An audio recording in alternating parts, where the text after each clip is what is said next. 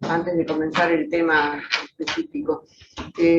Tanto el derecho convencional como el control de convencionalidad en sí mismo, si bien no es algo nuevo, porque podemos decir que desde la incorporación de los tratados en la reforma constitucional de 1994, está previsto y se comienza a usar, no está utilizada la herramienta que realmente es. Todavía hay una gran confusión respecto a la aplicación y a la influencia de la convivencia que pueda tener los tratados internacionales con el derecho positivo, desde las dos posiciones tan extremas que podría ser una aplicación automática, que se está viendo que realmente no es, hasta, es decir, una moderación para aplicarlo dentro de nuestro derecho y en el sistema jurídico positivo. Ahora, justamente en el tema que vemos en este momento, con los tratados internacionales que llevan más de un siglo, ¿cuál fue la influencia de esos tratados dentro del derecho positivo? ¿Cómo fue utilizado y cómo fue interpretado? Entonces decimos que la importancia de estas jornadas es que nos mueve a analizar y a profundizar sobre el tema, que puede llegar a ser una herramienta muy interesante para el ejercicio de la profesión y decíamos justamente también para la interpretación judicial. Así que lo vamos a dejar ahora al doctor Pisani. ¿Qué podemos decir según él? No quiere todo su currículum. Es abogado escribano, recibido en la UBA, consultor especializado en asesoramiento legal de empresas, conflictos societarios y planificación de empresas de familia, docente y publicista. Y lo dejamos hablar. Hola a todos, muchos nos conocemos, así que primero, claro, lo del currículum, el otro día una vez, no me acuerdo si fue en Catamarca, hace una semana y media, dos, lo leyeron, y cuando terminaron de leerlo dije, que pase por favor esa persona, no me sentía muy identificada. Dos o tres comentarios con respecto al tema. A lo mejor con la temática de hoy en materia de los tratados de Montevideo, lo que tiene que ver con las sociedades, o su influencia en sociedades, nos alejamos un poquito de lo que es el eje central de este control de las convenciones, controlar, porque puso un ordenamiento a lo mejor es muy histórico el de sociedades, y sí entendemos que puede ser interesante tratar y hacer una comparación del régimen vigente con lo que serían las normas de derecho internacional privado que tenemos reguladas sobre la materia o que tiene Argentina. Por eso la temática es los tratados de Montevideo aplicables fundamentalmente a cuestiones societarias, y después vamos a ver, aprovechando que llegó el doctor Rivera, si lo podemos vincular a algún tema de derecho concursal, que a lo mejor sí se genera ahí una situación de conflicto. Empezando por esto, un poco la idea sería marcarlos, en la charla de hoy, marcar los antecedentes, sus aplicaciones más usuales de lo que tiene que ver con los tratados y las sociedades va a ser a la temática técnicamente societaria, fundamentalmente con algunos temas puntuales, y después un caso concreto. Estamos... Ahí está. Ahí está pasando. Los tratados de Montevideo, recuerdo así a nivel histórico, si hacemos un raconto rápido del derecho argentino, en la materia comercial siempre fue la que marcó tendencia internamente prácticamente desde la organización política del país. Primero se dicta el Código de Comercio en la provincia de Buenos Aires, después se adapta a la Nación, la Nación lo adopta como Ley 15, aparecen las primeras normativas, y en 1889, en 1890, digo bien, Argentina se reúne con otros países de América del Sur, que los tenemos indicados ahí en el PowerPoint, y celebran distintos tratados de lo que tiene que ver con este derecho privado, ¿correcto? Con derecho civil, con derecho comercial. Luego, para festejar el cincuentenario de esto, allá por el 39-40, se vuelven a ajustar estos tratados, se vuelve a realizar la convocatoria y se actualiza fundamentalmente en materia de lo que tiene que ver con la parte de comercial. Y sí resulta muy interesante aclarar sobre esto lo que es la Convención Interamericana de Derechos, la ley 22921, ¿no es cierto?, que vuelve a regular en materia de sociedades. Entonces, cuando tomamos estas tres, serían prácticamente las normativas básicas del ordenamiento, de lo que ya entrando en la temática diríamos son normas de derecho internacional privado en materia societaria. Esto, obviamente, hoy lo tenemos receptado con algunas variantes en lo que tiene que ver con las normas de funcionamiento societario en la Ley General de Sociedades. En la Ley General de Sociedades vemos que lo primero que se hace al tratar la temática societaria es una total omisión del concepto de nacionalidad. Es decir, Argentina adopta un criterio, históricamente adoptó un criterio donde, desde el punto de vista técnico, las sociedades no tienen nacionalidad, entendida como tal el vínculo entre un sujeto ideal y una nación determinada, y solo se rige en lo que tiene que ver con actuación extraterritorial de sociedades. Sobre esto un comentario, ¿no? que la experiencia demuestra que esto suena siempre como un discurso hacia afuera, porque hacia adentro basta que exista un conflicto bélico de ciertas características para darse cuenta que sí se comienzan a efectuar controles en materia de nacionalidad. El concepto que realmente nos aparece es el concepto de lo que tiene que ver con la actuación de estas sociedades cuando van a actuar fuera del Estado Nacional. Cuando van a actuar fuera del Estado Nacional, van a ser receptadas por el Estado donde vayan a actuar. Lo que hace nuestra ley es receptar lo que tiene que ver cuando vienen a nuestro país a realizar estas actuaciones.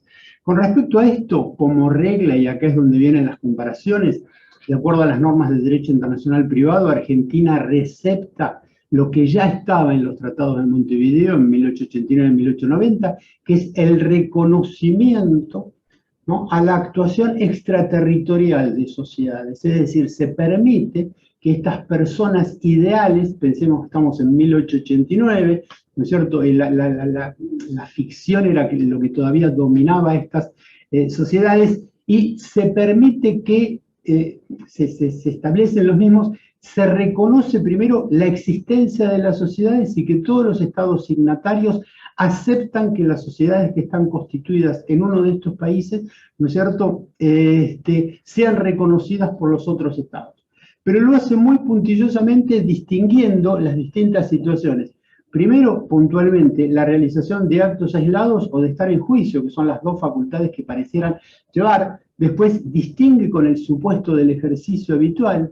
Realiza una muy interesante distinción en el caso de la sociedad socia y le pone un freno a toda esta situación a través de lo que se llama el abuso del derecho, lo que tiene que ver con el fraude a la ley, que es el supuesto del 124, ¿correcto? Entonces acá lo que podemos distinguir como supuestos es el principio general. En principio general, tanto los tratados de Montevideo, el de 1940, cuando ratifica, manda a reconocimiento de que la sociedad se va a manejar en cuanto a su existencia y forma por la ley del lugar de origen, aquel lugar donde la sociedad se permite que se constituya. Esa es la regla. Es más, como detalle, los tratados de Montevideo, no tanto los tratados de Montevideo, pero sí la Convención Interamericana, que es posterior a la sanción del ordenamiento societario, va un poco más allá, dice, en cuanto a su constitución, existencia, forma y liquidación de la sociedad, cosa que nuestro ordenamiento societario no prevé. Nuestra ley dice, se rigen en cuanto a su existencia y forma por la ley del lugar de creación. Esta es la norma, y sí vuelvo a repetir que la ley me determina que en caso de que se quiera hacer un ejercicio habitual, tanto los tratados de Montevideo como la Convención Interamericana reconocen que para los efectos del ejercicio habitual se van a regir por las leyes del país donde estén funcionando. Esto es lo que determina, y es lo que nosotros llamamos en la práctica un supuesto del 118 ter, que es el supuesto en que se van a inscribir como sociedades extranjeras, ¿correcto? Entonces, más o menos esa sería la situación. Y sí prevé en forma muy interesante el hecho de la limitación y el fraude a la ley, y también el supuesto de la sociedad socia. Es decir, esto surge como una muy interesante distinción, porque originariamente en el derecho teníamos los tratados de Montevideo, Código de Comercio rigiendo, y se distinguía, ¿por qué? Porque conforme los tratados se podía, la sociedad se receptaba para que viniera a realizar actos aislados, o se receptaba para que viniera a estar en juicio y se le pedía que se inscriba para realizar un ejercicio habitual. Entonces, una muy vieja discusión fue qué pasa cuando esa sociedad constituida en el extranjero quería transformarse en socia de una sociedad local. Antes del ordenamiento societario, en un caso de una sociedad venezolana, el Atillo, la Corte Suprema entendió que podía llegar a ser una suerte de ejercicio habitual ese hecho de ser socio, pero rápidamente, antes que esta doctrina predomine, se sanciona la ley de sociedades en el 72 y se entiende que para ser socio se le pide el concepto de que se tiene que inscribir, pero se tiene que inscribir de forma tal de que solo sea para ser socio de una sociedad local. Acá nos queda una discusión dando vuelta todavía, porque la ley es muy clara en el hecho de decir, para constituir sociedad debe acreditar que está constituida conforme a las leyes de su lugar de origen, pero no me dice cómo resolver la cuestión cuando una sociedad constituida en el extranjero viene y adquiere participaciones en sociedades que ya están constituidas. La postura mayoritaria a nivel de doctrina y de jurisprudencia determina que si va a adquirir un paquete accionario tal que le permite el manejo de la sociedad, deberá también cumplir con la norma del 123. Los problemas que han surgido con respecto a esto, la normativa de los tratados fue muy clara, la normativa de la Convención Interamericana fue clara, la ley de sociedades es clara. Una discusión que se da en la práctica permanentemente, que es el concepto de acto aislado. Cuando uno revisa qué es actos aislados, hasta dónde llega el concepto de acto aislado, creo que en los últimos años ha sido materia de un montón de discusión, excede lo que es la temática de hoy, ¿no es cierto? Creo que la justicia comercial de la capital lo resolvió en el caso Frinet, de determinar cuáles serían los alcances de acto aislado, y nos queda así a lo mejor avanzar. ¿Cómo se venimos con el tiempo? ¿No? 5 minutos. ¿Por qué? Porque cuando bajamos este tema que uno lo está tratando de explicar desde la teoría, ¿no es cierto?, desde la aplicación de cómo se fue receptando en Argentina, apareció un fenómeno práctico, que es el fenómeno de las offshore, es decir, aquellas sociedades que se constituyen en otro país, no para funcionar en ese país, sino para funcionar en otro país. Acá tenemos un montón de casos que están vinculados, y acá aparece una de las limitaciones. Quiero aclarar que la Convención Interamericana ya previó esa situación y permite a los Estados partes la circunstancia de exigirles un planteo de inscripción, que si se constituyen en otro Estado, pero vienen a la República Argentina, la autoridad local, cuando sucede su actividad central va a estar acá, la autoridad local puede disponer que se inscriban de acuerdo a las leyes internas. O sea, a nivel internacional con los tratados estaríamos de acuerdo. Sí se plantea a lo mejor un tema interesante, es decir, yo acá en los PowerPoint puse un montón de supuestos, ¿no es cierto?, que una síntesis pusimos, ¿cuál es el concepto de acto aislado? Uno dice acto aislado, pero por ejemplo, el buen uso teníamos, pueden ser titulares, por ejemplo, una permisión de la ley de prendas, mejor dicho, del decreto que ordena las prendas, determina que una sociedad extranjera no inscripta puede ser acreedora prendaria, con lo cual también la da derecho a ejecutar. Una sociedad extranjera no inscripta puede ser acreedora hipotecaria en un concurso preventivo. Y vuelvo a repetir, cuando uno dice soy acreedora hay una idea de continuidad, pero se permite. Tenemos también los supuestos de titularidad de inmuebles. En los últimos años no, 2004, 2005, 2006, se generó toda una discusión sobre qué se entendía por ser titular de un inmueble, si eso era un acto aislado o era un ejercicio habitual. Destaco que hasta ese momento, hasta más o menos el 2000, la práctica usual es que se permitía perfectamente que fueran titulares de inmuebles, y lo único que se pedía conforme a un fallo de 1929 era que se manifestara, que la sociedad extranjera cuando compraba manifestaba que fuera un acto aislado, no le pedían nada más, y con eso se permitía que fuesen titulares de inmuebles.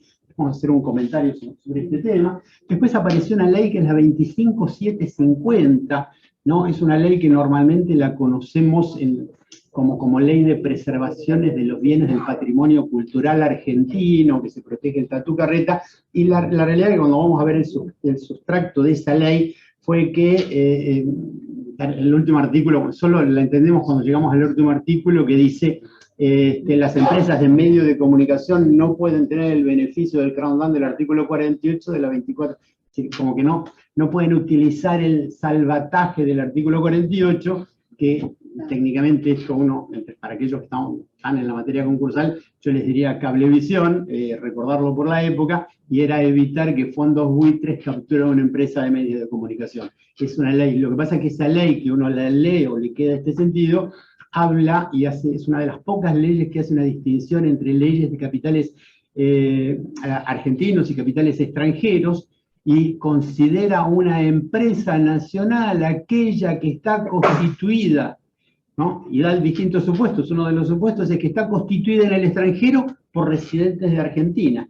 Con lo cual, cuando yo hago esa rápida lectura, lo primero que digo es, acá puedo usar las offshore porque la 25750 me permite utilizar las offshore, y úsenla porque para explotar medios de comunicación pareciera ser que funciona.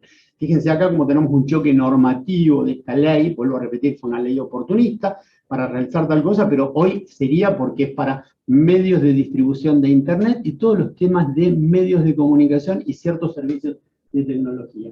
La concursabilidad de la sociedad extranjera, que creo que este es el tema que a lo mejor lo podemos dejar como planteo, ¿no? Es decir, acá como detalle, acá antes de entrar nos olvidamos del ejercicio habitual, espacio para preguntas, faltó la transcripción del artículo 4, es decir, la 24.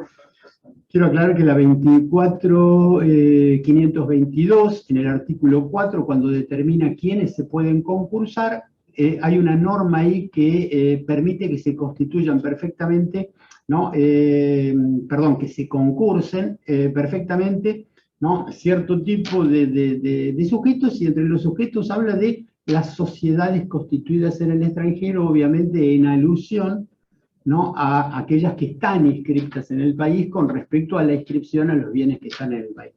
Hace unos años atrás, y acá podemos charlar este tema, se presentó tal vez uno de los temas más interesantes. Vamos a comentar dos temas.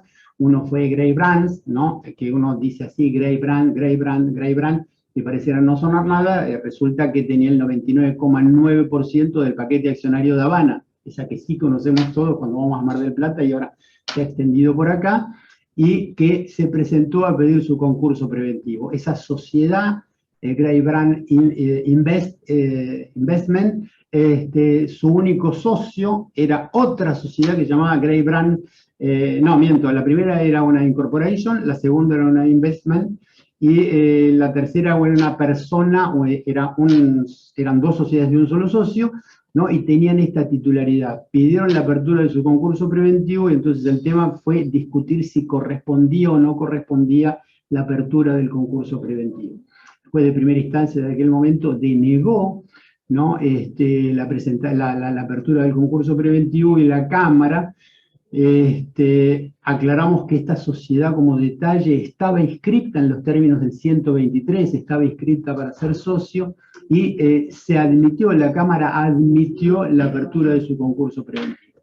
Hoy es un tema que sigue ahí como materia de discusión. Creo que la solución jurídica entendemos que pudo haber sido correcta, porque de alguna manera indirectamente se estaba tutelando, ¿no? El patrimonio que tenía esa sociedad, que era el porcentaje de Habana. Lo que sí se discute es si jurídicamente fue la solución correcta, porque ella solo estaba autorizada, ¿no es cierto?, para ser socia de una sociedad local, pero no para manejar bienes en el país.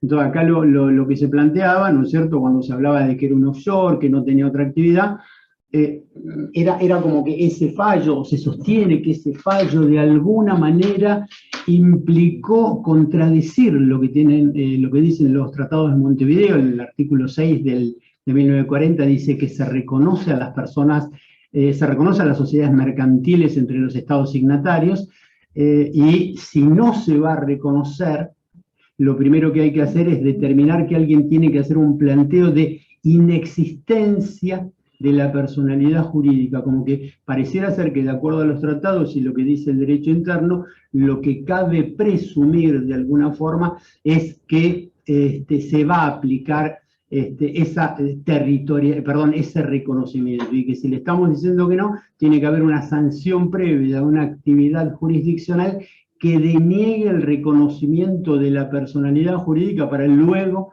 de negarle en su caso la apertura del concurso preventivo, ¿correcto?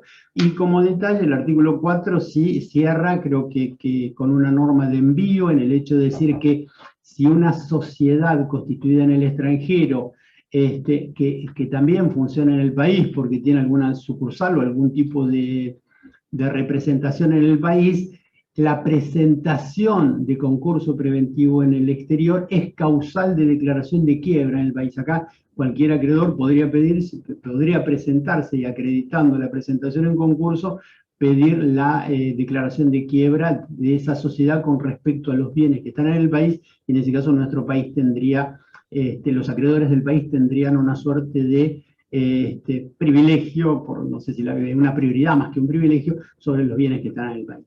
Así que esta es una muy rápida comparación, tal vez medio desordenada, de lo que tiene que ver la vinculación de nuestro ordenamiento societario con los tratados de Montevideo y fundamentalmente con la Convención Interamericana, que llamativamente prevé muchas más situaciones de las que nosotros estamos en este momento viendo, y creo que resuelve ciertas situaciones fundamentalmente para nuestro país en lo que tiene que ver con la normativa concursal, ¿correcto? Porque esto determinaría que si el país que se presenta acá a hacer una apertura de concurso preventivo, pues una sociedad que está constituida en Uruguay, podríamos tener que reconocerle, creo que esto se ha reconocido en un fallo, en un par de fallos, la apertura del concurso preventivo, aunque no esté inscripto, porque se permite que tenga asiento en el país en los hechos.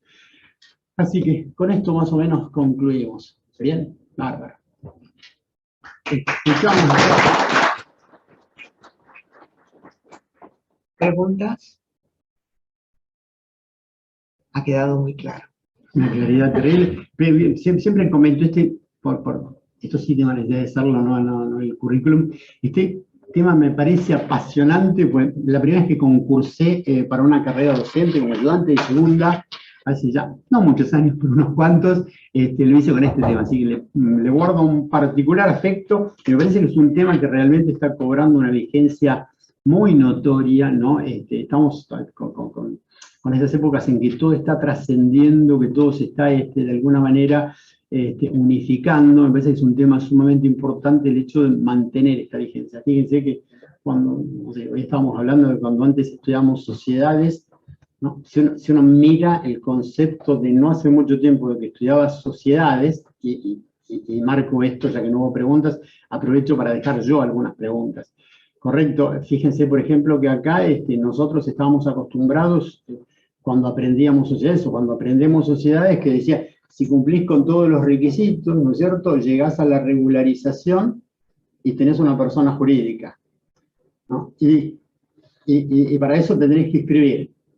Y hoy cuando tomo el ordenamiento societario, ¿no?, llego al artículo 21, llego al 7, me dice, obtenés la regularización, voy al 21, a 26 y me encuentro con unas sociedades informales. Entonces la pregunta es, si cumplís con todos los requisitos, tenés una sociedad regular que la obtenés por la inscripción. Y si no me inscribo, ¿qué pasa? También tenés sociedad.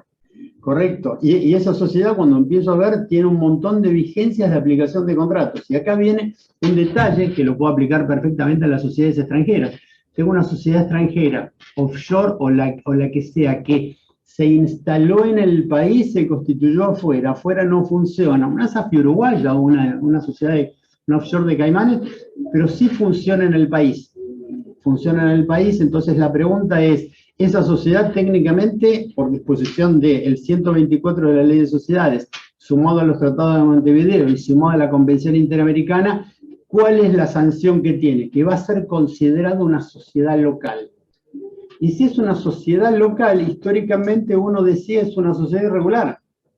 Y la pregunta que uno se hace es del 95 a hoy, esa sociedad que va a ser considerada local, ¿en qué parte del ordenamiento societario la ponemos? Obviamente no va a quedar más remedio que volver a ponerla en 21 a 26. Pero cuando la ponemos en 21 a 26, vamos a tener que reconocer que se aplica el contrato es obligatorio entre las partes, la responsabilidad es simplemente mancomunada, correcto, la responsabilidad es subsidiaria. Es como que me ha quedado una desarmonía notoria de lo que antes pretendía, que era una suerte de sanción, a que ahora termina siendo un beneficio, correcto. Es como para que simplemente pensar en algunas cosas que hay que prolijar en estas pautas del ordenamiento societario. Así que bueno, concluimos. Bárbaro, listo, bárbaro. Gracias a todos.